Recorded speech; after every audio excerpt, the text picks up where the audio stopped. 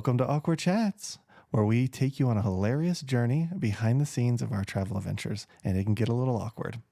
I'm Nacy. And I'm Gary. And together, we make up Lost Girl in Tomorrowland, our YouTube channel, where we go on fun adventures all across the U.S. But that wasn't enough. We wanted a place where we could talk about the real behind the scenes that goes into producing our channel. Awkward Chats is your ticket to the real, unfiltered side of our travel adventures and a place where we can start your awkward conversations. So buckle up and get ready for an adventure full of laughter, mishaps, and of course, awkward topics. You can find new episodes every month, everywhere you get your podcast. This is Awkward Chats. So welcome back to the podcast, everybody. First podcast of 2024. We are so excited to be starting 2024 off. 2023 was a great year, and we've been doing some self-reflection over the last couple of months, couple of weeks, and just trying to think, like, what were our favorite moments? What were our best moments? You know, maybe there were some moments that weren't so great, but we tried to narrow them down and to kind of compile a list of things that we thought were some of our top moments of 2023. And we felt that January was kind of one of the best times to kind of start delving into that. Yeah, 2023 was an interesting year. We had a lot of ups, a lot of fun adventures. At the same time, we got to experience a lot of things on the other side that probably weren't as fun. But everything I feel like was a learning experience. I mean, we learned so much last year. Right. We started really traveling the year before, right? So we got into our really traveling, went to New Orleans. We really started traveling for Nacy's work probably about the end of 2022.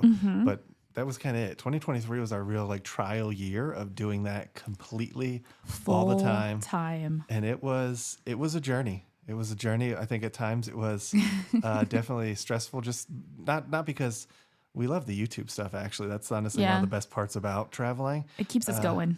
It was just the fact of being away from home for so long, and so long that it was kind of crazy. There were points, I think, that I wasn't sure where I really lived anymore because so literally, just to kind of give you guys a little bit of an insight, we left our house October 20th and we did not come back to our house until December 20th. 2 months. She's kind of underselling to the fact of like not knowing where you live. Like there were times where we felt like we lived in South Carolina and we felt like Las Vegas was just a short little Airbnb. short little stay. And we live in Las Vegas for those that don't know. Well, our stuff, I should say, is in Las Vegas. Our storage. So it was weird because we were in South Carolina one day and we knew the roads in South Carolina so well. It's like, do we live here now? Yeah, we didn't even need GPS. We were just driving around like, oh, it's over there. Oh, we're going to take this road. Oh, there's traffic over here. Let's cut over here. And don't get me wrong, South Carolina was an interesting experience.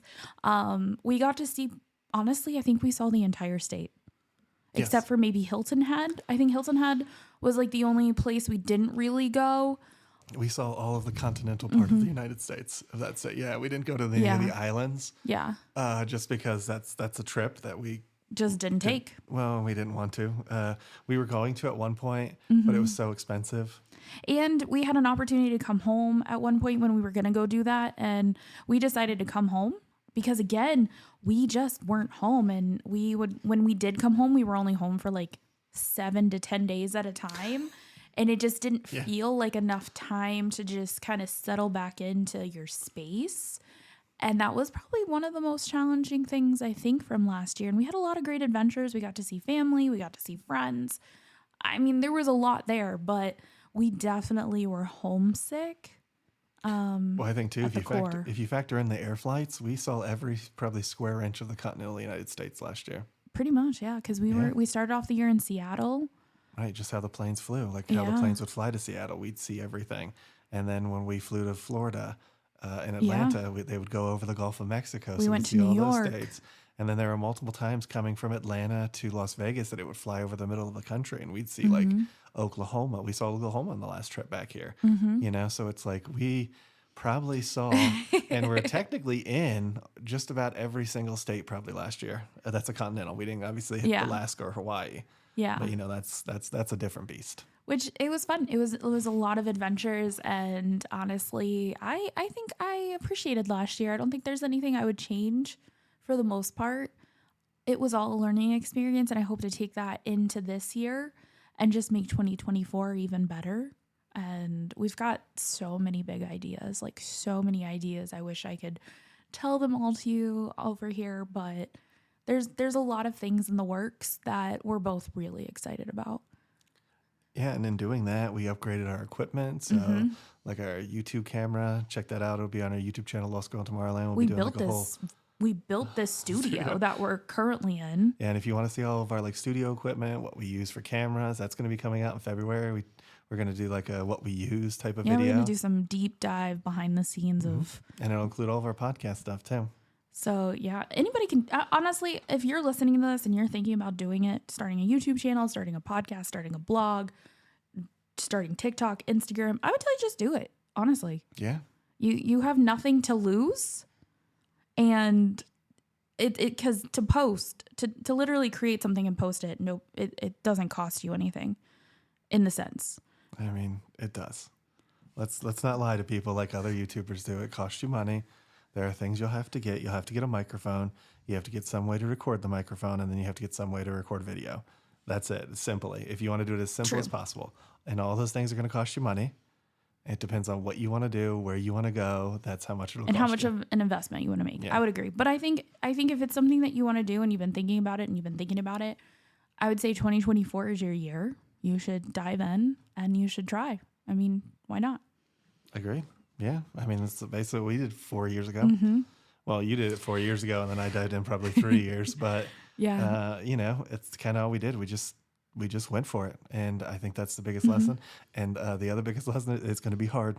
Yeah, it's not easy. It's going to be hard. It's a lot of work.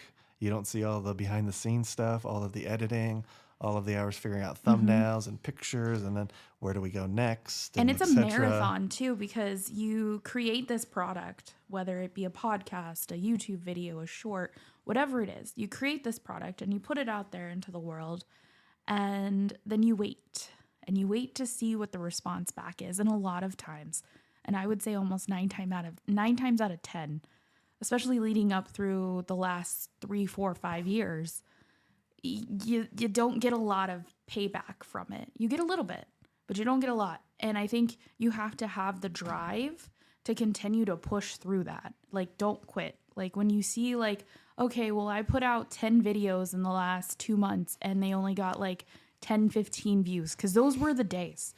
Those were the beginning days where like they got like 5 views. They got 8 views. And you're like, okay, well, nobody's watching this. And you have to have the drive to continue to like wake up and do it and want to do it and not quit. And I think that was last year for us, was like, there was a lot of moments I think where we had to come back to the drawing board and be like, this is what we want. We want to keep pushing. Like, we want to keep doing this. Because being away from home as much as we were was a lot. And finding all the time to do the things we wanted to do was a lot. Yeah, so I wouldn't call it a marathon. I think that's disingenuous when podcasters and YouTubers call it a marathon. I would call it an Ironman because it's far more than just running. You're pooping yourself. You're barely making ends meet. You're trying to swim. You're trying to transition from that swim into that run. You're trying to transition from that bike to whatever that's. And I True. probably put it out of order, so Yeah. I'm sorry, Ironman people are going to be in the comments. I get it. I got that wrong. But I feel like it's more of an Ironman journey. It's not a marathon. I think it's disingenuous to say that because there's different like stages. multifaceted. Right, and there's different stages too. You have the ones where you put out a couple vlogs and you get like 2 or 3 views.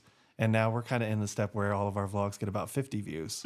So it's slightly better, but it's not great, you know? Yeah. So we're kind of on the biking or whatever now, but we still have the swimming in front of us. It's just, I feel like it's more like Ironman. And it's probably even more than that. It's probably like a super Ironman or something. I mean, it's just kind of like a lot of stuff comes at you. But I will say this, probably one of the most encouraging things that I have found in the last 5 years of doing this is looking back at the years prior and seeing the growth within the year, not, boiling it down like to a microscopic level, but seeing the big picture and seeing the growth over time, because it's not tomorrow, unless you're somebody who has a big following or already is established somewhere in a social media context. Or you came out of the right parents with a lot of money. It's hard. Like, yeah.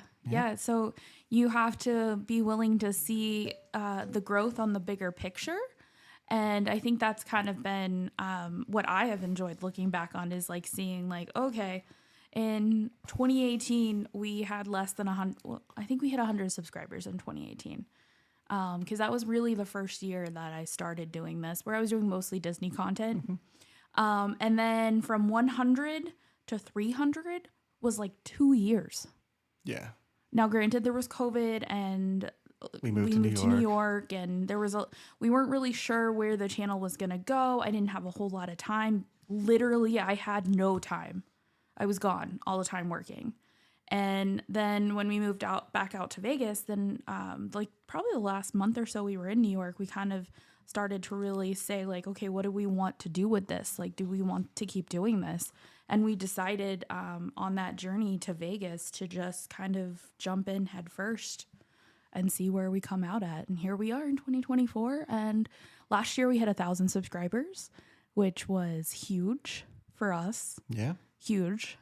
We broke that barrier, only to find that there are now like 3 more barriers to kind of get through on this journey, but we're not going to let it discourage us because again, we have some exciting adventures planned and exciting plans to get us through those things and to try, because at this point it's a what's the word I'm looking for? It's a trial and error at this point. We're going to try it, see if it works, give it some time. If it doesn't work, we move on to the next thing.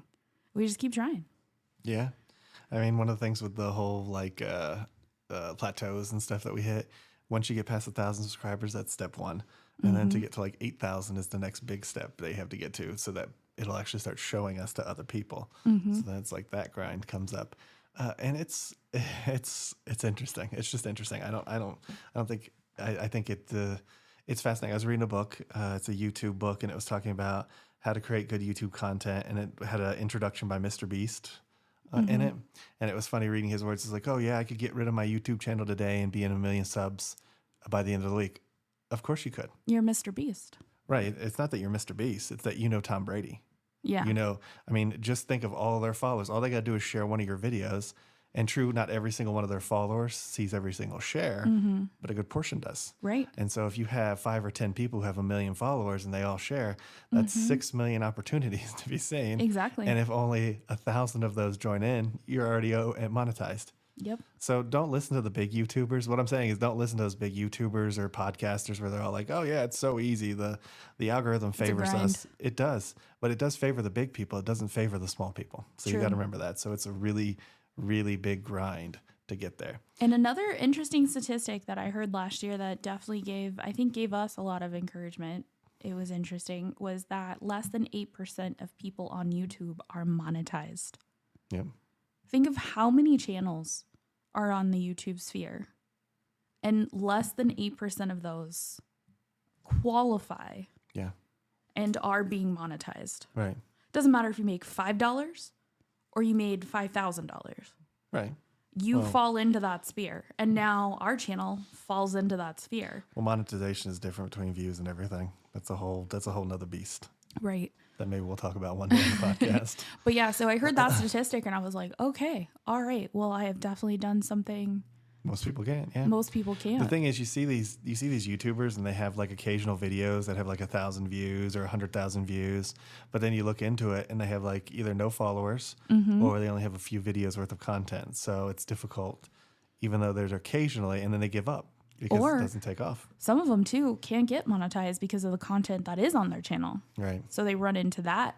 And when I say monetized on YouTube, that is being paid by YouTube ads. So there are other ways that you can monetize your channel, not through YouTube ads. Right. But that also reflects back to what Gary says. You have to have a following, you have to have connections, you have to have brand deals, which hopefully one day will come along for us at some point. We've got some strategies to kind of field how that's going to go in the next year or so. But yeah, to think that we are in this rare bracket of people, 1, who started a YouTube channel, 2, who got monetized by YouTube, that's pretty rare. Yeah. So. And doing that, we've had some best of this moments throughout the year that we're going to talk about. And I think the first one we'll talk about is our good old favorite. Didn't it? So, do you want to start or do you want me to start about it? You can start. So my best Disney moment for me was I the first one or the second one? I think I'm the second one. Doesn't matter. Just take them. Well, we actually both really liked both of these moments. Right, exactly. So they're both near and dear to us. So I guess we could probably both talk about both of them because we probably have our own inter-reflections on them. But going to... She'll get to eventually, folks. Just hold on. Going back to Magic Kingdom and riding Tron. I think that was pretty cool. Going back to Magic Kingdom was pretty huge, just outside of the channel altogether, because when we left Orlando in 2019, December of 2019, first of all, nobody knew what was coming around the corner. We were all blind to it, and that didn't factor into that day. But we had just given all of our stuff to the movers that morning. They packed it up into a truck, and we were like, okay, we're going to Magic Kingdom. It was the day prior. Oh, it was the day before. Yeah. So day before they came, they packed up the truck. We signed the paperwork, all that jazz. They were supposed to call me that day to get the credit card information because the mover said they didn't have one of the little portable credit card machines to collect the payment. Okay. Now I know that was not the avenue I should have gone, but we were literally in Tomorrowland. I get the phone call from the moving company telling me that they don't accept credit card as payment. So that meant our protection in terms of paying for this move was gone, and that they would only take cash or a wire transfer, which, if you know anything about business transactions, means you have zero protection in terms of getting your money back outside of taking somebody to court. And even then, there's a lot of things that fall into moving with interstate laws. So, completely devastating moment inside Magic Kingdom. And that was our last day in 2019. Yeah, and for all those out there, we're going to have a bunch of haters in the comments. All the paperwork said they took credit card. We looked at it beforehand. We made the guy show us. It was literally in the contract we signed. And when the guy called us, he claimed that was an old contract and they no longer go by those terms. And the reason why, let's just straight out say, we used Roadrunner Moving. Yeah. And they were scammers. So if you used a credit card, you could charge back. And you would do that because we would have done it. We would have charged back when we got it. That's a whole nother episode. Yeah, we'll get into the details of that move later. But that was... it just ruined our day at Disney because it was like we were there. We had just gotten into the parks. We had just grabbed a quick bite to eat. And then we were over by the motorway. And this was before the Tron stuff, so it was still running. No? I think we were somewhere around the People Mover. Yeah, I want to say we were over by the motorcades, but I don't know if they were working because Tron was being built at the time. Yeah. It was in the early stage because I just remember Pluto the bathrooms. Reading it, yeah. And so we're sitting there, and we thought, oh, this is going to be a piece of cake call. She's just going to give them the credit card information. Then we're going to finish our day out. Not a big deal. And it just blew up to this nightmare scenario. We had to leave the park. We had to get back to our car. We had to run to Publix and get stuff. And then it was terrible. It was absolutely, I was talking to this guy on the phone, and I couldn't talk anymore. I just emotionally shut down, and I just handed Gary the phone. I was like, I can't. I'm like, I don't know what else to say to this person. And of course, panic sinks into your head because you're like, I don't know where my stuff is. I don't know if I'm ever going to see it again. They literally held our stuff for ransom. Yep. It was in Miami at the time. And they said that we would have to go to Miami and pick the stuff up if we wanted it. And we'd still have to pay them either Meanwhile, way we had to release it. Pack up our car, and we had to be on the road in the next 24 hours and be out of our apartment. Yep. So that was our conclusion to Magic Kingdom, and that's why when we went back, we were definitely feeling it when we entered the park. By the way, you could There's feel a little apprehension. Yeah, is it? It can't be this bad. And then of course I got stopped by security because that's how it rolls. He always gets stopped by security. So got stopped by security. So it's already like a poo-poo thing. But once we got in the park, and honestly, it felt like home. I don't know if it felt like home, but when we got to the fire station and seeing the old place where they used to play the Sorcerers of the Magic Kingdom, which I wish Disney would bring back. Something I know, like it was so much fun. Just being there and being like that, I was like, I like this place. It's fun. It's a fun place to be. Yeah, it was emotional. I didn't cry, and I think the only reason I didn't cry is because we had gone to Disneyland in the interim since COVID. So this wasn't like my first time walking back on Main Street. Granted, it was a different Main Street. I get that. But I was emotional, but I wasn't like boohoo crying emotional. I was just like, okay, this is good. I can like right this wrong feeling that I have in my gut about Magic Kingdom. Well, and we had went to Epcot too about a month or two prior. So we had been in the Magic Kingdom area. We just hadn't been able to go to Magic Kingdom. Yeah, we went to Disney in August for a conference.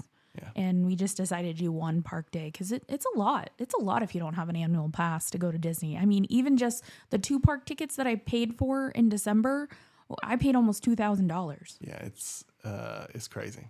It's crazy, Disney. Your prices are crazy. Which is insane for no park hoppers, for 2 adult tickets for 2 days to 2 parks. Yep.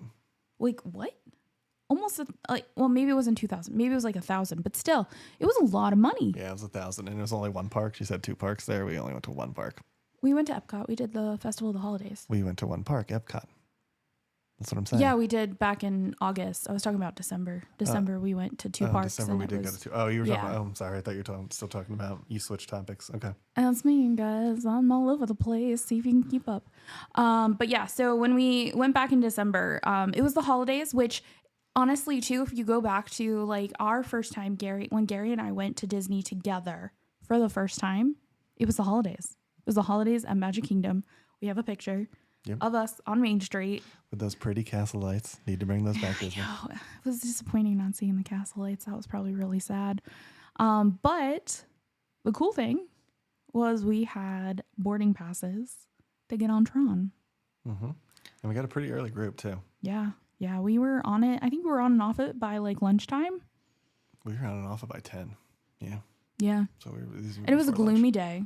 It was which is actually kind of nice in Florida scheme of things. Sometimes a gloomy day is nice because you don't get the beating sun on you. Mm-hmm. But Tron was a lot of fun. After watching it be constructed for so long, because it was under construction before we left. Mm-hmm. They started construction in 2017. It looked like it was almost done when we left. Yeah. That's the crazy thing. And then it took forever to open. Yeah, that was weird.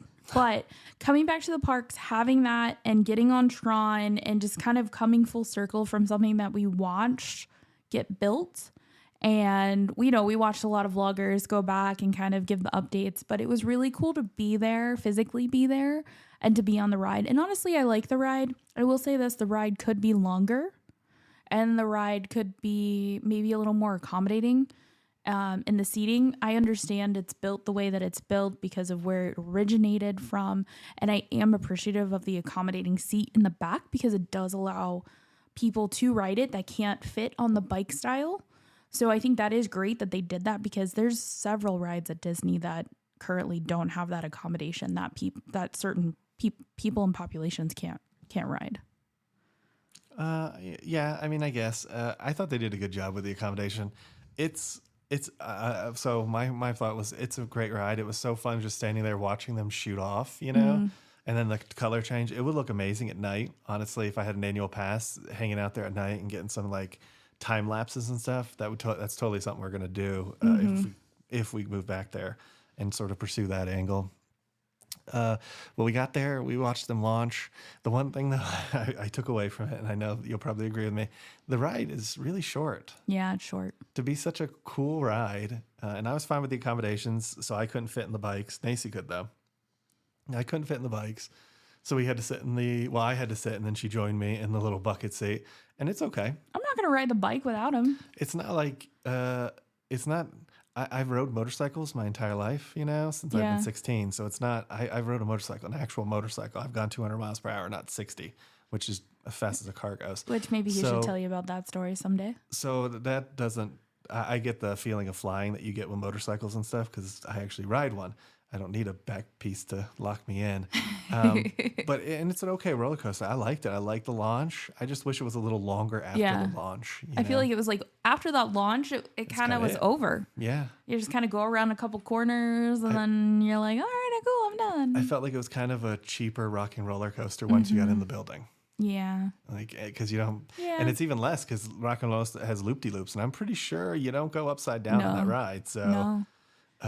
Rock and Roller Coaster is still the only coaster you go upside down in Disney World. I see. He's almost I almost said Disney property, but no, Disney World. Because in Incredicoaster, you go upside down. No, Incredicoaster was fun. But that's another conversation. But it's a fun ride, and I love doing it, and I love that I was able to get up and get the boarding passes. We got those without any problems. Did you get them? I did. Yeah, that was Yeah, the one because Macy slept in. I overslept. Don't know how I did it, but he's like, "Hey, I think you missed it." And I was like, "What?" And I looked at my phone. I was like, "Oh no!" And he's like, "It's okay, I got it." I was like, "Thank you." Yeah. I was tired. Yes, it was. It was. The thing is, we love Disney, but every time we go, it's work for the channel. So we're doing like 10 to 20 videos a week. We filmed like 15 videos on that visit. Yeah, easily. Between all the dining, all of the different things we did at Epcot. We did park open to park close at Epcot, and we haven't done that in years. Yeah, and that wasn't on purpose. We didn't plan on staying at Epcot all day. Yeah. We actually were just like, whenever we get done, we get done. And we just kept adding more stuff and adding more stuff and adding more stuff. And It took a lot longer to do the cookie stroll than we originally anticipated. It took a lot longer to do some of the food booths and walk around. And then we wanted to do Olaf's frozen scavenger hunt. And that took... Because once the sun goes down, man, that's hard. Yeah. We are going to talk about that, like free things to do at Disney on some of our other podcasts. So definitely subscribe to our Awkward Chats. Yeah. I know a way to do it for free. But it is so cool. But once it gets dark, that really does increase the difficulty level. So if you want a really hard challenge, do it after dark. Night. Yeah, do it at night. But yeah, so we ended up staying till park closed. But yeah, going and checking out Tron was honestly a lot of fun. A lot of fun. Mm-hmm. Now, what I was going to talk about, my experience. Return of the Rat. Baby. Return of the Rat. Oh, no. Return of the Rat. Bow, bow, bow, bow, bow, bow. Anyways. But the first time we got to ride Ratatouille, so that was our first time back at Disney World in like 4 years. Yep. So we went to our Epcot day. We got the return time for Remy. We ended up even going on Guardians that day. So it was a Guardians and Ratatouille day. But Guardians is interesting. It's just the one thing I'll say about it is it's like space, but not. I wouldn't even give it. It's a newer space. My thing is, if the animatronics were in it, I would like it. But it's just so cheaped out. You can tell. It's just so cheaped down. I still like it. You just have screens. And it's like, okay, I'm just looking at a TV screen. Cool. That's the first time we rode Guardians, though, I did get motion sick because I didn't have anything in my stomach because we were like, oh crap, we got to get there because it's almost time for our boarding group, and we were staying close to Epcot that trip. Yeah, we got the Swan and Dolphin that day. But again, like, I'm not poo-pooing the ride. If you want to ride it, it's a fun ride. It's just, it should have been better, is my opinion. Whereas Ratatouille is the whole ride. It was made for a different park, so they transitioned it there, which has its own. If you feel, I understand if you don't like that, I get that too, because that is kind of cheating rides. But that's Tron too. But it was so fun riding it, and like the immersive of it. It's kind of weird that there's some French and some English there, and so that's kind of different, I guess. Yeah. But I liked riding. I love Ratatouille. I think it's up there as probably one of my favorite Epcot rides. Epcot rides have some really interesting ones. Like, I do love Frozen. I do love Ratatouille, and then I do love Mission Space. I do love those 3 rides. I love my Soarin'. And Soarin's a great ride too. So they have some really good rides at Epcot. Nemo. And then I wouldn't say that's a great ride though. Nemo. I will not say that's a great ride. Sorry. Imagination. Figment's a great character. I don't know if that ride's great.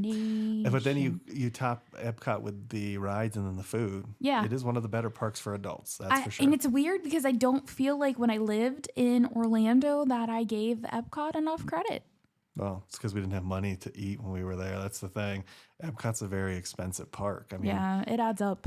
I mean, just the food booth we went to, we had shrimp and we had the crab claws, and that was like $50. Yeah, it was $20 a piece for right. each one. So yeah. it was like $50, and it was like, this is crazy. This is a food Some booth. bougie shit. And you got what, 3 or 4 shrimp, and then you got like 3 crab claws. Yeah. Which is weird because you should get 4. I mean, they have 2 on each, but anyways. It was tasty. It was tasty. I'll give them that. That's what we said. We said it's good food. It's just expensive. Yeah, it was interesting. But yeah, I loved writing Ratatouille, and we wrote it again when we came back in December, and it was just as fun. And Guardians. We wrote Guardians too. We didn't get motion sick the second time. I think I might have got like a scratch at the end, but it wasn't anything that I was like, oh God, I'm gonna puke. Well, the trick is you got to eat something, but just not a lot. Yeah. And then you got to focus on something. Yeah. Yeah. And the thing too is like the first time you ride it, you won't know where to look. And that's part of the motion sickness because you're kind of like looking around like, where am I supposed to look? Where am I supposed to look? Yep. So then after the second time, you're kind of like, oh, I kind of understand. Okay, I know what to do here. All right. I know there's the earth in the middle. That's basically all that's in that one scene for like the most of the ride. And you're just like, woo, there's the earth. But it is like watching the videos about the Turtle Crush roller coaster that's at the Disney overseas parks. I can definitely see the resemblance. Oh, yeah. Yeah. Oh, yeah. And it's not really that extreme of a coaster if the stuff didn't spin like it does. So the spinning definitely adds that extra kind of like flair to make it a little more especially with crazy. The screens. You have the spin with the screens and it's not real and your eyes are like, I don't know what's happening. And it's just, there are people who can't do screens. There are people that I know that can't do Pandora because it's screens, can't do Soarin' because it's screens, and it just makes them dizzy and they don't feel good. So again, that was probably my favorite trip to Disney and kind of our thing to do. And then you add on top that we stayed at the Swan and Dolphin during that trip, which then again put it above because that was we're going to talk about best hotels and a little spoiler. That's definitely going to be one of the best hotels last year. But just a great stay. It was a great stay overall, and like everything worked out. And then riding that ride that I had been wanting to ride because we saw that when we were leaving. We would take the Skyliner because the Skyliner opened up right before we left. And you'd take the Skyliner, and there it was the whole time. Yep. Ready to be open, but they just wouldn't open it. And then it took forever for them just to be like, okay, we're finally open, Yeah. Yeah. It was a good trip. They were both good trips in their own right. We did separate things really kind of for both of them, but they were good trips and we got to experience some good things. Yeah. So if you want to hear the rest of our best of list and you're on YouTube, you got to head over to Awkward Chats on any of your favorite podcast. And if you like this video, hit that thumbs up. Make sure you hit that subscribe button. And ring that notification bell so you get notified when we do at least 3 videos a week. And we'll come and get you guys for the next one. Ain't that the truth, baby Ruth? Bye, everybody. We'll see you all in a minute, Awkward Chats. All right, and so now down to our next topic. Best hotels. Yeah, we gave you that teaser a minute ago, so you kind of already know what one of them is. But I guarantee you there's a sneaky one in there that I want to talk about. All right, so we're just gonna kick this off with probably we're kind of going in order of how we stayed throughout the year. So the first one we stayed at the beginning of last year because it was Sweethearts Night over at Disneyland, and I had some points. I think I don't remember exactly how I came across this hotel, but it's the JW Marriott over at Disneyland Anaheim. Yeah, and if you want to watch it, it's on our YouTube channel under the Best Fireworks Off Property at Disneyland is the video's name. Because we stayed concierge level, which was nice, but technically we weren't on the concierge floor. That was probably the only ding I would really give them because we had to keep going back down to the front desk to get the key to get into the concierge. It was weird, but they did fix it. Yeah, we booked the concierge floor. They claim they upgraded you, so we moved to a different floor for some reason. I don't know if it was really an upgrade. I don't really care. It was still a fun experience. Because we got a corner room that had basically we had windows on 2 sides of our room, which was fantastic. Absolutely fantastic. So I was really thankful for that view because it was a nice room. Honestly, the room was really nice. We got room service. While we were in there, we could watch the fireworks from the concierge level. Or just from our room. We could watch them from our room, too. Which was fantastic. We could see DCA and Disneyland from our room. And walking to Disneyland was less than, I think, 10 minutes, if that. That's a piece of cake, yeah. Yeah. It was literally just right down to the end of this road. You make a left at the stop sign, and you're basically like right there. Yeah, it was a super short walk. Yep. Very doable. And then and it's interesting because at Disneyland, when you're staying at any of the Disneyland hotels that are not Disney property, you got to walk. No matter where you're going to, like, we've stayed at the Hojo, which was another good hotel. I'm not going to lie. For a discount, Hojo's good. But we didn't stay there last year, so I can't really put them in this list. But It was appropriate. It wouldn't beat out the JW Marriott though. No, it wouldn't. And they had a bar. They had a few restaurants in there. And They had a rooftop restaurant that you could go to. what is ironic, I will say this. When we get to the Swan Reserve, which is a Swan and Dolphin hotel over at Disney World, the JW Marriott at Disneyland and the Swan Reserve at Disney World are almost identical when it comes to the layout, with the escalator, like how you come in, the escalator to bring you up to the lobby, and the layout with like where the restaurants are. Very similar vibe between the two. They both are Marriotts. Yeah, vibe. I wouldn't say that the entranceway and the lobby is almost the exact same, but once you get out of there, they have like an outside plant area at the one in Anaheim, whereas in Disney they don't have that. Basically, outside is just their pool area. Yeah, that's where their pool is. Yeah, right. So there are some differences in that, but definitely the lobby and the entrance from the cars is almost exactly the same. And I will say the staff were both fantastic at both those hotels, and I really enjoyed that stay. We stayed for I think 2 nights. I think we stayed for 2 or 3 nights. I don't remember exactly how many nights, but we did Sweethearts Night. We did a night at the hotel where we just got drinks and hung out and got room service, which was fantastic. I mean, we got a steak and a wedge salad, and I was in heaven. We got alcohol delivered to the room. We were, because we didn't come prepared. I mean, I guess if I had thought to put alcohol in the very back of the car, I guess I could have been prepared, but who wants to think about lugging glass bottles when you're driving 5 hours? Yeah, I mean, I guess. But it was, again, good stay. Easy to get to the parks. The views were awesome. The views even during the day were awesome. There was a downtown shopping district right next to it too. We didn't really explore that too much. We did look at it because it was right under our window, but we didn't explore it. And everything there was fun. And then we did the whole role playing at the bar. So that was fun too. But it was just an overall good experience. Told you guys we get a little awkward here. We do get a little awkward. And then we went to Swan and Dolphin later that year. And I screwed up the role play. Well, we were, this is our first time really doing this. And I kind of screwed it up a little bit, but yeah, we still had fun though. We had fun with it. Yeah, we had fun with it. And then we went to the Swan and Dolphin. And that was so wonderful. I can't tell you how nice it was. The rooms being new is obviously makes a huge difference. Like for people who live at hotels like we do. Again, last year we lived over 2/3 of the year in hotels. Over 2/3, y'all. This is an exaggeration. We counted. We have a bag of room keys that is this freaking tall just from last year, and it's just filled with room keys. And then like one Hunger Games pass, VIP pass, and that's it. And this bag is this. Maybe we should start giving them away. Big. We're going to start giving away our hotel keys to people. Well, the problem is we stay at a lot of Hiltons, and all the Hiltons are exactly the same. That's true. So they're kind of boring keys, but awesome stay. The you get there, it smelled good. It smelled amazing. Smelled so good. It was hot as Hades outside. Oh my God, yes.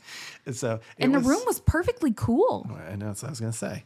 And when we sweat, I had these like shorts that were like that polycarbonate or poly fabric that's kind of like oily, but it's really thin. The stuff was like it was like I was standing in a shower wearing a shower towel at times because it was just like pouring off of me. This is our first time back in Florida in like 3.5 years, and not that we forgot. We didn't forget that August. I worked in it for 18. Well, I worked but in it for was just like years. it was like a slap in the face to just be dripping wet with sweat. And then we got to the hotel room, and like Nacy already said, cool, no issues with the and air they conditioning. upgraded us too. Well, yeah, and they upgraded. Well, that's a whole other thing. But we got to the hotel room, upgraded, perfect room. We got in there, they had upgraded us. We had a whole like desk area where I could work. Yeah. We had a whole separate area for a bedroom. We had 3 TVs in our room. Oh, so nice. And then the views were okay. Yeah. You don't get to see as much of the fireworks that some people might want. And that's maybe the biggest downfall. But you could still see some, and it was still great. We were still technically facing Epcot, but we're more. So the Swan Reserve is behind the Swan and Dolphin. And don't let that discourage you, because the Swan and Dolphin are both Marriott properties as well, but they are older. And then the Swan Reserve is just across the street behind it, and it maybe only adds another 5 to 7 minutes to your walk to the boats. Right. If that. But we're talking about the view, and that blocks the view. That's Yeah. the only minor complaint you can have, is that the original Swan and Dolphin does block the fireworks view from the reserve. It's not bad. You can still see them, but it does block it. Even like the ball, you can kind of see the ball, but if you actually go to the boats, you can see the ball. So, and then like Nacy said, short walk to actually get to the parks. And then this was my first trip as a platinum, I think, with Marriott. So because it's a resort, we got the resort package included in our room. So if you know anything about hotels and like the rewards and stuff, and I think we've talked about this previously, either in a video or a podcast, but just the difference between Hilton and Marriott alone. I've been diamond with Hilton for years, and I get nothing from them. Even staying at their nicer resorts, I don't get anything from them. I'm lucky if I get a later checkout. I'm lucky if I get the bottles of water that I'm usually promised. And my later checkout, I mean, they're literally like, we have to, if the checkout's at 11, they'll might give us 11:30, 12 is the latest old list, when they're supposed to be like 4 o'clock in the afternoon is when our checkout's supposed to be. And going to the Marriott, and I will choose Marriott hands down over Hilton any day, # not sponsored, but love to be. And the little like amenities package, we had like 4 to choose from. One had like breakfast items, which we weren't really interested in. Another one had candy and snacks, which we thought about. The one that we ended up getting came with it said beer and snacks. I didn't know what that entailed because it didn't quite say exactly how much it was. So I went down to the market to go get our thing. We got a 6-pack of beer. 6-pack of craft beer. And we got to pick which ones we wanted. Right. And I could mix and match because they had like 4 or 5 different kinds. We got a full bag of like pretzel chips and a bag of jerky. A full bag of jerky. Yeah. All of that together was probably a good $50 easily value, if not more. And I was appreciative of that. I was like, oh, dang, that's cool. So I really appreciated that stay. And, you know, it was our first like platinum stay because we had just leveled up from a previous stay that we had stayed at a Marriott. And they upgraded our room. Like we said, we got the snacks. We were fairly close to Epcot. So when we went to Epcot, we were pretty close. It was a short walk. And we went to Shula's that first night for dinner. Yep. And that was an easy walk over to Shula's over in the Swan. And I have to say, overall, the only thing I didn't like about that property was the food choices within the Swan Reserve itself. Now, I could go walk to the Dolphin, or I could go walk to the Swan, or any of the boardwalk hotels that were over there. And I would have found something different. It wasn't my taste of food because there was a lot more seafood at that hotel than there were at some of the other resorts that we had stayed at. But that's my only qualm. Everything else was good that I did have there. Yeah, I mean, that was our qualm, is that even room service wasn't very good there. In comparison to the previous one that we talked about, the JW Marriott, it had really good room service, really good food. This one, not so much. But again, like Nacy said, it's walking distance to the actual Swan and Dolphin, so there's good food there. Yeah. So, hands down, favorite stay. And then I put an honorable mention just because it was so different than anything else we've ever stayed at, and that was the Buttes Hotel in Phoenix, Arizona. Was that a Hilton or a Marriott? That was a Marriott, I believe. Yep. Yeah, that one was interesting. It was an older room, and it was kind of built back into a mountain. Yeah, which was insane. That's why I put it on there, because that mountain thing was so cool. It was like being in like a castle, because there were like walkways to different sections, and they were like outside. It was also and hot then you as had balls. These like, yeah, it was 100+ degrees that week. It had like these like cylinder things that you go on top and stand on outside like the elevators and stuff. I liked it. They had like 4 pools, two or 3 hot tubs, like varying levels of hot tubs. They had a bar, they had a restaurant, they had a steakhouse. They had 2 restaurants. Yeah. Yeah. Well, the steakhouse, steakhouse and restaurant. So the one thing I was going to say is the only downsides to it was we wish we would have done it when it was cooler, so we could actually experience the pools and stuff, because it was, again, 120+ degrees outside.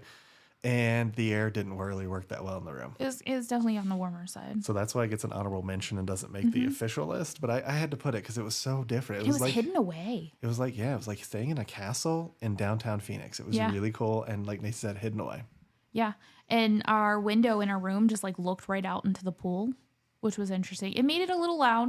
Sometimes you could hear the party music. Yes. Yes. Party music. But yeah, it was a fun stay because we were in town for a concert. And Yellow Card, Ocean Avenue. And that was the concert we discovered our new favorite band. This Wildlife. If you're out there listening to us someday, we like you. We like you a lot. And if you haven't ever heard of This Wildlife, I highly recommend if you like acoustics, check them out. You might like them. Yeah, if you just need like some chill music to listen to when you're, investing in Mary Jane or you're just hanging out, it's good music. Yeah, it's just we listened to them on our drive home. Like we listened to them in the concert, obviously. And I was like, man, I really liked that first band. I really liked them. Let's see if we can find some more of their music. And so we just kind of started listening to their music because it's a 5-hour drive home from Phoenix to Vegas, which isn't the worst drive. We do it a lot. It's a nice drive. And we just kept listening to another song after another song. We're like, okay, I like this. And then I think later that week I was listening to it a little bit more. And I was like, oh my God, I really love these. I love their lyrics. Like I got really into their lyrics and I was like, dang, this shit's deep. And one of those songs made me cry. And I don't know if it was the ganja or I was emotional and on my it could have been all three things. It could have been. But I started crying because I was like, oh my God, this song is so sweet. Like, what is going on here? Like, why am and I by ganja, she means the fancy energy drink, not the no substance. So I was just like, crying, literally, over some of their songs. And we just fell in love with them. Yeah, they're awesome. I really do enjoy them. Back to what we were talking about, the Buttes Hotel that Nancy drifted from. I'm the one that takes us off the rails. He is the one that brings us back. It's a really good hotel. And yeah. Would I stay in it if I was working? Probably not because it's a little bit out of the way. Mm-hmm. But if you wanted a nice, peaceful vacation, we would definitely recommend that one. Mm-hmm.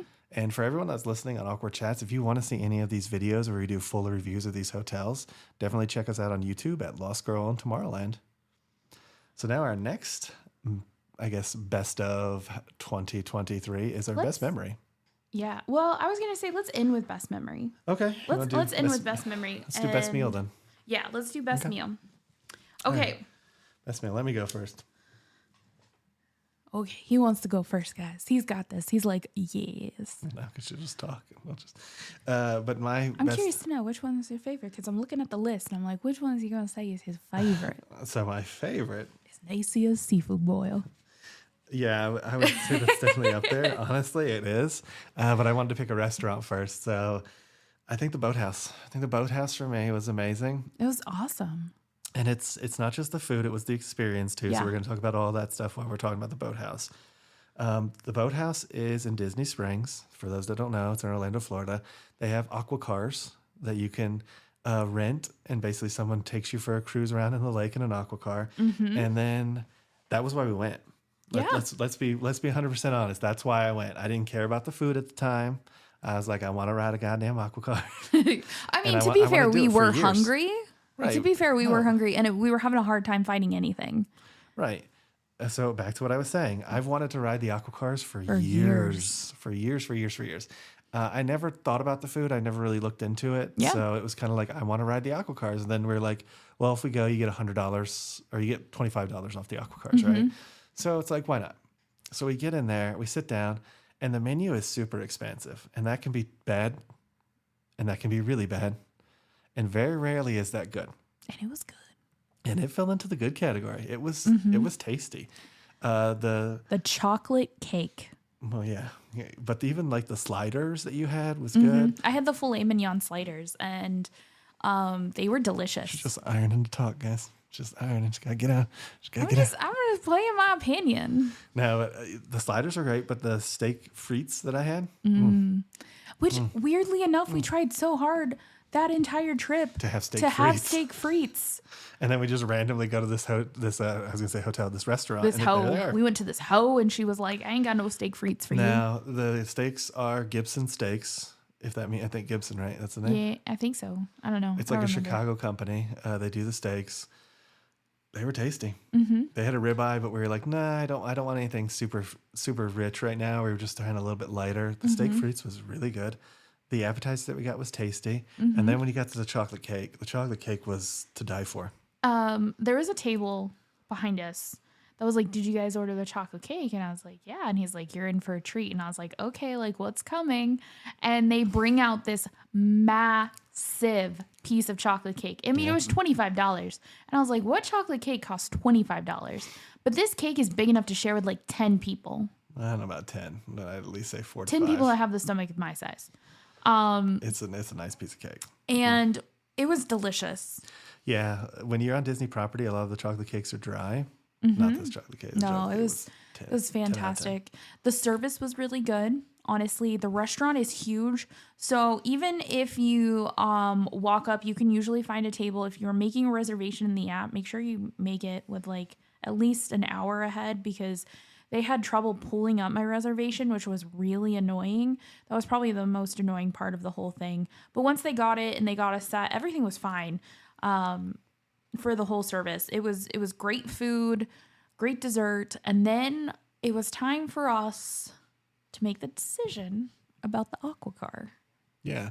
So we hadn't fully committed to it until the end of the meal, and they were like, why not? Why not? Let's just do it. Or like, let's find out how much it is. Yeah. Because we didn't know how much it was. No. And I think it was $120. It's $125, and then you get 25 off for eating. Yeah. There, so it was $100, and we were like, yeah, let's do it. Like, let's do this. It's only for 20 minutes.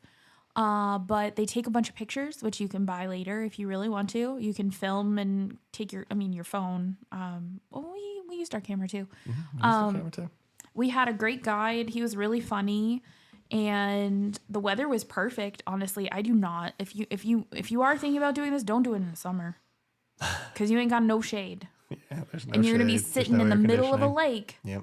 With the sun. And in case you don't know, the sun actually reflects off water and makes it twice as hot. And you're gonna get a sunburn. And you're gonna get a sunburn, but it makes it twice as hot too. So. But he took us all the way around Disney Springs. Like we went all the way down by what's that restaurant bar club called? House of Blues. Yeah, Rainforest Cafe. Went all the way around to there, and like all the way around that piece, and then all the way back around. Then he paused in front of the blimp for us to get pictures in the water. Yeah, really cool guide. Yeah, it was awesome. It was fantastic. And we ended up buying like 3 or 4 of the pictures. Yep. Which I need to find. They're somewhere around here. But yeah, we bought 3 or 4 of the pictures. It was a great deal, and we had a blast, and I would do it again. 100% do it again. Yeah. So the food was great, which is what we're talking about. But the whole experience that I feel like it brought really kind of upped its game. We really had a lot of different eating experiences this year. Yeah. So for that to take the cake, I feel like is a big thing. Yeah. When we lived there, we didn't actually venture to Disney Springs very often. We were kind of like, it's okay if we went there, we'd have Blaze Pizza.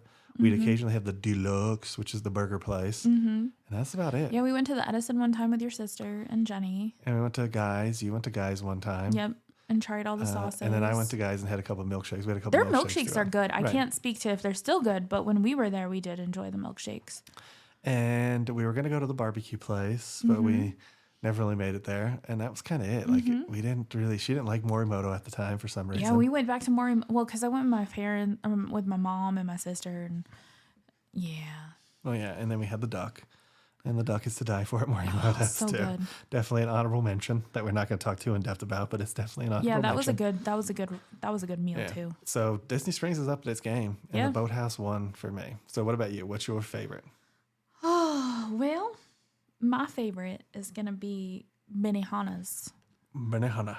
Because I've always wanted to eat at Benihana's. I signed up to be on their birthday list like 15 years ago, maybe even longer, because I think before we even started dating. So probably almost 20 years now I've been on their birthday list. So every year for my birthday, I get a coupon. Hey, you get a free birthday dinner. And I either just thought that Benihana's was too expensive, or I couldn't really figure out how to get to a Benihana's, or there wasn't a Benihana's around me. And it just kind of fell to the wayside. Like there are other hibachi restaurants that are cheaper than Benihana's, but I will say this. We went to the one in Las Vegas in the Fashion Show Mall. There are 2 in Las Vegas. There's one over in the Westgate, and then there's the one at the mall. The Westgate one wasn't open that day. It's not open on Mondays. Yeah. So we went to the one over at the mall, and honestly, it was a great time. It was a great time. I had one drink, and our server, our cook, he was new. Yeah. He was definitely new, and he had some challenges. But I will say, he kept the atmosphere light, and he kept rolling with it, and that's all I asked. Like, I don't care, man. Like, I'm here. Eventually, I'll get my food. Like, I'm not in a hurry. Right. I didn't come here to rush through my meal. So he made it worth it. The show was okay. Like, he did the show at the end, which was weird.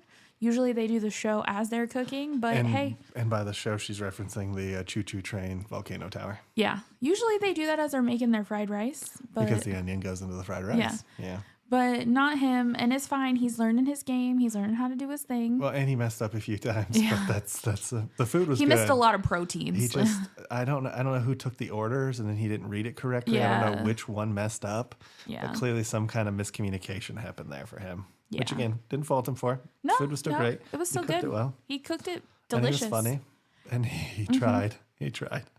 So it was a fun experience, and we had a captain driver for that night. In a Tesla, which was cool. In a Tesla, which originally they were supposed to take us for our anniversary dinner a few weeks prior, but that fell through. So we rebooked them for this one, and they gave us a bottle of champagne too, so that made the night even better. Yeah. Yeah. We finally drank just a couple days And we ago. finally got to try Benihana, and I loved it. And in the future, I definitely want to learn how to be a Benihana chef. Oh yeah, that's totally gonna be us. Yeah. That's coming down the pipeline at some point this year. Yep. We're gonna figure out how we're gonna do it, how we can tape it, what we're gonna do. If we have to do them individually, like he goes and then I'll go, and like we tape each other. Right. And then after that, I will be purchasing my Blackstone, and I will be perfecting my hibachi chef skills. So Benihana is a good experience for anybody who hasn't been there. It's a Japanese steakhouse, and they basically cook at the table. And it was one of the better ones that we've been to. Nacy loves those, so we've been to a lot in our lifetime. They're my We've been to a addiction. lot. Yeah, that's one of her favorite places to go. Like every birthday, is a Japanese steakhouse, not Benihana. That's my tradition. So it was fun going there. It was a fun experience, and it's not too hard to get to either. So if you're hesitant because it's like in the fashion show mall, it's actually on the outside of it. So if you do Uber or taxi or whatever, it's kind of easy to get to. And it was weird for us because F1 construction was going on. So we did have to wiggle around. But the video is up on YouTube. If you want to check it out, it is up on YouTube. Yep, sure is. So you guys can check out that fun night experience. So let's move in to Well, we have two honorable mentions. Yeah. One of them is King Claw, which we did not tape. which we did not tape. It was in South Carolina. It was a seafood boil place. Mm-hmm. And it was definitely an honorable mention because it was just really good. It was so good. Service was really good the first time. Really went downhill after that. They're just clearly very understaffed. Yes. But always tasty. Yeah. Always a tasty place. And then the one I want to put in here, Nacy learned how to do a seafood boil too. We've been doing that. We did like 3 of those this year. Yeah. Oh, they're perfect. And every time I change my Cajun butter up a little bit. I just love it because you get as much as you want. And it's like, here's this big dump of food. And we had scramp, we got lobster, we got crab. The first one I did sausage and potatoes and sausage corn. and potatoes. Sometimes I forget to get the sausage, but we almost always have potatoes, corn, crab, and shrimp. Yep. And then occasionally lobster. Yeah. But lobster's kind of like meh. Yeah. You never get a big enough tail Yeah. without having to purchase a whole lobster to get a big tail. Yeah. So it's kind of like, eh. But still, good So honorable mention. good. So good. And So it's so good. easy to do if you're interested in like cooking. You just need a big ass pot. Yep. That's the hardest part is the big ass pot. Big ass pot. You need the Zatarans. And if you're going to do a big ass pot, you get 2. Cut up a ton of lemons. Throw them in your water. And then you just kind of cook all the other, I found it on TikTok. This ain't a cooking show. I found it on TikTok, and I find a lot of my recipes sometimes on TikTok, and sometimes they're winners, sometimes they're not. Well, as you know, if you watch any type of social media, Yeah. dishonesty is not something that Don't trust people have everything you see hesitance, on the internet, kids. Yeah, we're honest. There's not a Yeah. lot of YouTubers that are though, and we take a lot of Like flack. that Chipotle steak that I found. We take a lot of flack That's good. for being honest. That's some good stuff. So next thing is most interesting moment. Yeah, so I thought about this the other day because I was like, how do we frame this? Because it's not that it was like our favorite moment or it was it was just like an interesting thing that happened. Well, And I think kind of like once in a lifetime things Yeah. that are just like really cool, but not like life changing. yeah, Well, semi for me, but for me, mine was when we went to the zoo, and I believe it was the South Carolina Zoo, which is a great zoo. which is actually a phenomenal zoo. Yeah, one of the best we've been to. We've been to a lot. We were quite surprised because we weren't expecting it to be as expansive as it was. It's expansive. Yep. There was like a reptile area where they had a ton of tortoises. And as we're watching these tortoises, and they're smaller, more like boxy tortoises, I would say they're probably about as big as like a bike helmet. What you doing? That's what the tortoises are doing. I'm trying to, as you're talking to, I'm demonstrating what it looked like. I was like, oh God, what is he doing? That's what happened. It's like two rocks. So these are two rocks. One's just like this, and one's just like this, and this one's going like this a lot. And this one's kind of like, oh. And there was about maybe like 20, 25 of them in this one space. Maybe more. And they were a lot. slowly, as you started to look, because they were kind of camouflaged together too. So the more you started to look at the details, the more you started to see that it was hump day. It was hump something, that's for sure. There was at least 7 or 8 groups of them when we got there that were humping. And then by the time we finished in the reptile center and we came back out, almost all of them were humping. I mean, the only thing I was disappointed is they weren't playing Getting Jiggy with It by Will Smith or something. I mean, they kind of missed that opportunity in my opinion, but. And then even the big tortoise, the big ass tortoise was humping. Well, even the flamingos were fighting, which meant that they were horny too. So Yeah. I mean, like it was every animal. Spring was in the air. Yeah, it was definitely. It was love. Getting It was love time. It was animal husbandry at its best. But it was funny seeing these cute little turtles just And like they're going just at it, and you're like, okay. I was like, well, I thought it was rabbits, Yeah. but apparently it's the tortoise that wins. Yeah, every time. So that was definitely one of the most interesting moments. And yes, we did get it on camera. Yeah, and again, if you want to see any of this stuff, it's on Lost Girl in Tomorrowland on YouTube. Yeah. So that was fantastic. What about you? What was your most interesting moment? So I think my most interesting moment, we were in New York City. We were in our car driver driving around, and we had just stopped at the Ghostbusters library, which was cool. We got to see the outside of the Ghostbusters library, which was awesome. Seeing the 2 lion statues and seeing the real library. The New in York person. Public Library, yeah. Yeah, it was awesome because it's an iconic scene from Ghostbusters. It's the first scene where they go downstairs. It's the first ghost in the movie that you actually see as the librarian that yells at him and stuff. Oh, so good. And then we went to the firehouse. Like it was Surreal. It was surreal. I watched it. I've watched that movie since I was a kid. Like that's one of my favorite movies by far. I would say it's probably in the top 5 of my favorite movies. And just seeing that iconic location and of course it's only outside shots they used it for, but it was so awesome. And they have like the fire symbol with the Ghostbusters on the ground, the 2 big red doors. And it's just a straight up building with the windows. It was just awesome. Now, this firehouse awesome. is still a functioning firehouse. It is an actual working firehouse. So there are firemen in there. They're actually working, doing their job every day, saving lives. Thank you for your service. Yeah. Had we known, we've just brought Nacy's friend. She could have lured some out and then we got inside. I do have a friend who is Likes obsessed firefighters. with firefighters. To be fair, I'm pretty sure we all do. Just a little bit. But it was so cool seeing it. I mean, I was sad that it wasn't open. And when we got there, it was pouring down rain. Like the heavens opened and it just whoosh. So that was. We got to test out our rain jacket. I got to test out my rain jacket. And the camera worked okay. It was our old camera that we're using. Actually, right now, this is the shot from that camera. It survived. It survived. Niagara Falls, which we're going to talk about later and here. But it was so cool. It was just so cool seeing that it's like one of the most, to me at least, famous filming locations I think ever, honestly. It's crazy to know how many of those are in New York City. Yeah. Because you can see the Friends, you can see I think the old Cosby House. Mm-hmm. The old Cosby House. You can see the Friends apartment. Obviously the New York Public Library. Well, I feel like in the 80s and the 90s, New York was a filming location that was pretty big. Yeah. And it's kind of died off, and probably because it's too expensive for movie studios now. Probably, yeah. But it used to be a big one. I mean, even like the Michael Scott Sbarro we walked past. I was going to do the joke, but they were all going too fast, where I'm like, I'm going to go and get the famous New York pizza and then go inside Sbarro's on Times Square. It was a fun trip. Yeah, that was a good trip. I feel like that was one of our more interesting memories because it was just like it was just an iconic movie location that I had wanted to see since I was little. And it was a little disappointing because it wasn't open. There are times during the year that they do open the doors if somebody's there, and you can buy their merch, and they have stickers. And we were really hoping we could get a sticker, so we're gonna have to keep an ear out for when they're gonna have the doors open again. And I guess we're just gonna have to jump on a plane and just head out there.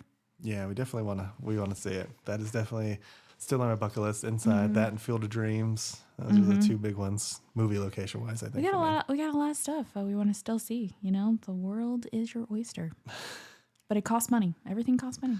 A lot of money anymore, especially flying. So that brings us to the final countdown, and that is our best memory of 2023. Yep.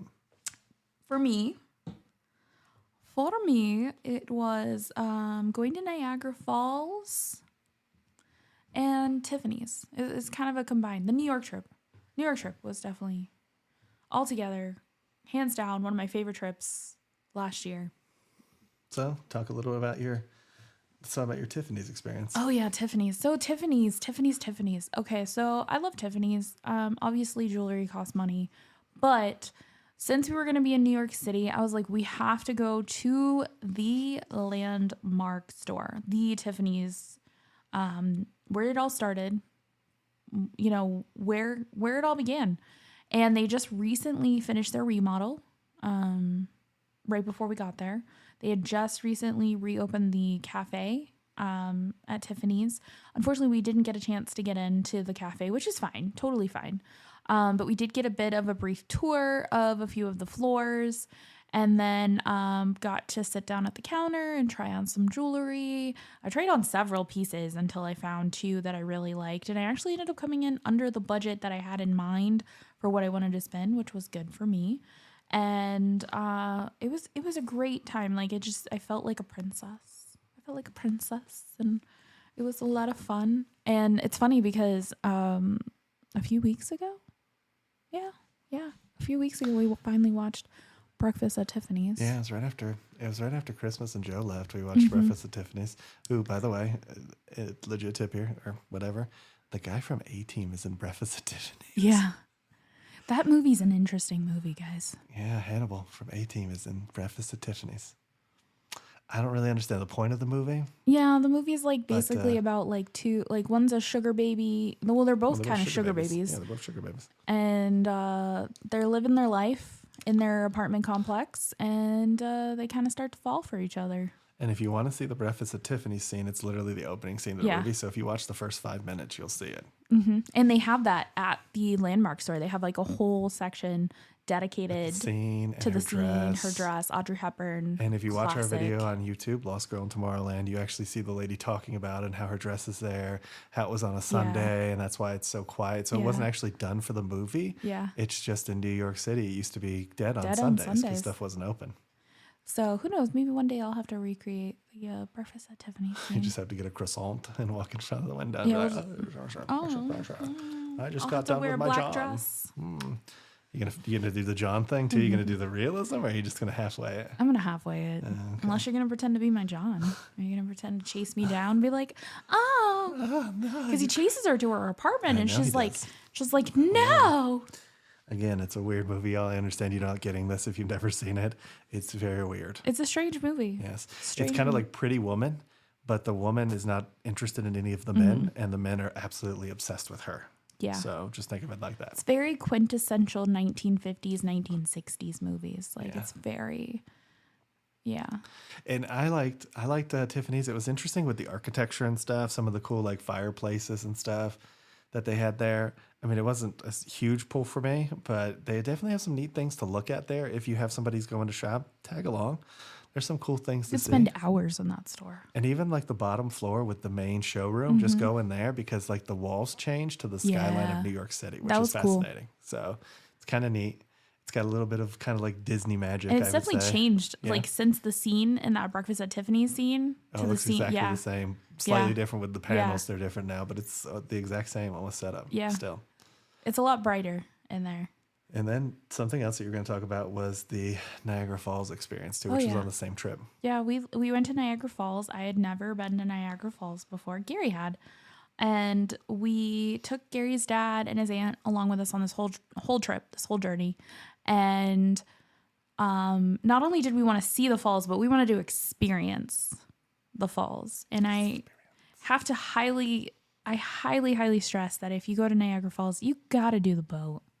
You But got to Maid get of up the close. Mist, y'all. Maid of the Mist. You got to Now- get up close. Now remember, when you're on the Maid of the Mist, if you see the red coats, you got to fight them. It's a duel. So make sure you bring your brass knuckles. You do go Don't out bring into your brass international knuckles. waters. It's a federal park. You don't want to bring any type of weapons. Yeah, don't bring one. That's not a funny joke. But I make that joke. It's like, it looks like you're going to duel them because they both Yeah. come out in these boats, which is the funny thing because we found out that there's no captain on the boats. They're all electronic too. Yeah. So it's fun. But it's an amazing experience. It Words is- just don't describe Well, I what mean, it feels like as isn't it- you get close to them. Isn't it one of the like 7 wonders of Yeah. the world? So I mean, it's like one of the wonders of the world. So obviously, it's going to be like awe-inspiring and Yeah. like amazing, and it is. It really is. Like I can't come up with the words to describe how it felt. The thing that how I feel like it feels is because so you start going and you think, oh, the waterfalls are off in the distance. We'll be there in a little bit, and like you're good.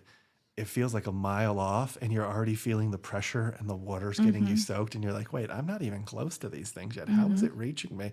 And then the boat just keeps going and going, and then you see the little duckies just like hanging out, like Sup? pussy, pussy, pussy. Get in here, bro. Yeah. Get in here. Come get me. Right? And you're just like, they're like literally right under the falls. And you're like, I wouldn't get How? anywhere close to that. And you're like, how? How are they doing this? It's awesome. And It's you think absolutely awesome. you know you're gonna get wet, but you just Yeah. I don't if you've That's ever awesome. been to a water park, right? And they have that big bucket that like fills with water that dumps on you. And for like a brief second, you feel all the pressure of the water on you. Yeah. It's like that, but for 15 minutes straight. Well, no, it's infinite. Like if you got under there, it would be infinite. It would never stop. No, I just mean for the boat ride. yeah. For the boat ride. Like it's like that for like 15 minutes. You're just getting pounded Yeah. and pounded and pounded, and it's windy and the boat's rocking. Right. And you're trying to hold on and you're trying not to drop your shit, especially your expensive shit that you know can't really get wet. Like the whole time in my head, I'm like, oh God, please don't drop the camera. Please don't drop the camera. Oh God. And then I was holding the camera and then I lost my hat and it was in my head. I was stressing the whole time, but I was enjoying it. Deep down, I was enjoying it. Well, mentioning that too, it's like they don't really tell you how wet you're going to get. And when you see it from up top, it doesn't look like they get that close. Mm-hmm. But when you're actually on the boat, you are really close. Yeah. You feel all the power. Yeah. All infinite power. And again, if you got underneath them, it would be like buckets and buckets just dropping on you endlessly for the infinite. It Yeah. would never stop. Insane. So it's totally cool. One of the coolest things Mm-hmm. for sure. Now, a couple of my best memories. One of them is going coast to coast. So we basically went to Seattle this year, all the way down to Fort Myers in Florida this year. So we had an opportunity to see the entire United States. And I think that was awesome. I think the opportunity to do that and be able to like fly across the country was really, really cool. Yeah. We did a lot of flying. We took so many flights last year, and I don't know that we're going to be flying as much this year. We're going to see where things pan out. But last year was the year of flying for us, for sure. We got to know Atlanta Airport really well. Yeah. We got to explore Detroit a good amount. Minnesota a few times. JFK a few times. We went to LaGuardia, we went to Charleston, we went to Columbia, we went to Orlando, we went to Phoenix. Seattle, Phoenix.